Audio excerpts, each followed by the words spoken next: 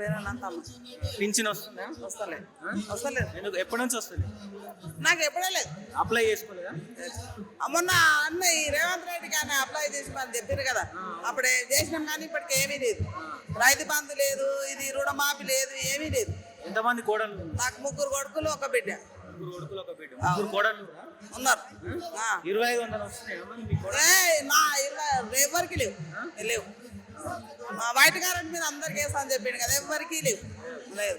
Gas కూడా 500 అని, అది గ్యాస్ కూడా లేదు, అది అంతే ఉన్నది, ఎవరికి వేస్తలేదు. మరి ఇస్తున్నామంటారు కాంగ్రెస్ ప్రభుత్వం. ఏం లేదు ఆయన, ఏది ఇస్తలేరు, ఏది చేస్తలేరు. ఇది వైట్ కరెంట్కి 2500 ఇస్తారా, అది లేదు. రైతు బంధు అది ఇదివరకు భరోసా వచ్చిందా?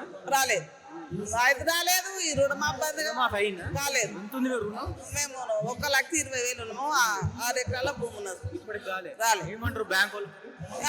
చెవెల కాడ పోయి ఏమో బ్యాంకులో అప్లై చేస్తే అవుతుంది అని చెప్తున్నారు. గతంలో కూడా ఇట్లనే అయిందా? లక్ష రూపాయలు కాలేదు, డైరెక్ట్ అయిందా? అయింది. ఎట్లుంది మరి రేవంత్ రెడ్డి పరిపాలన? రేవంత్ రెడ్డి పరిపాలన అంటే అప్పుడు బాగుండే. ఈ కేసీఆర్ని ఇదేంటంటే పిల్లలకు ఒకటి జాబ్ పెట్టిందే బాగలేకుంది, అన్ని బాగానే ఉంది. ఇప్పుడు అది లేదు, ఇది లేదు, ఏది లేదు, అట్లా ఉంది. బాధపడుతున్నా మరి ఏమైనా ఓట్లు? లేదా మరి ఇక అందరూ అయిన వాళ్ళకేమో సంతోషం ఉన్నది, మా కానోళ్ళకి బాధ లేదా మరి. ఇప్పుడు అన్ని బాధ చేసి కేసీఆర్ ఉండగా ఇట్లా కాన్పు కాగానే కిట్ తీసుకుంటారు కేసీఆర్ కిట్ అని, అది లేదు, ఇది లేదు, ఏది లేదు. ఊళ్ళో అనుకుంటారా మళ్ళీసారికి మరి ఎవరికి వెళ్ళి మరోసారికి కేసీఆర్కి వస్తారు ఇక అట్లా.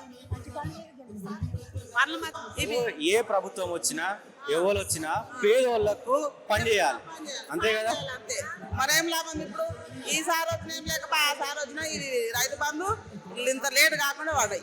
ఇప్పుడు రైతు బంధు లేదు, ఏ బంధు లేదు ఇన్ని రోజుల. ముఖ్యమంత్రి అన్ని నేను టైంకి చేస్తున్నాను, ఏదేస్తున్నాడు టైంకి, ఏది ఇస్తలేడు. పింఛన్ కూడా అప్పుడు ఇప్పుడు 18వ తారీఖు, 19వ తారీఖు, 30వ తారీఖు ఇస్తున్నాడు పింఛన్లలో ఇచ్చడంలో కూడా. మాకు పింఛన్ లేదు, ఏది లేదు.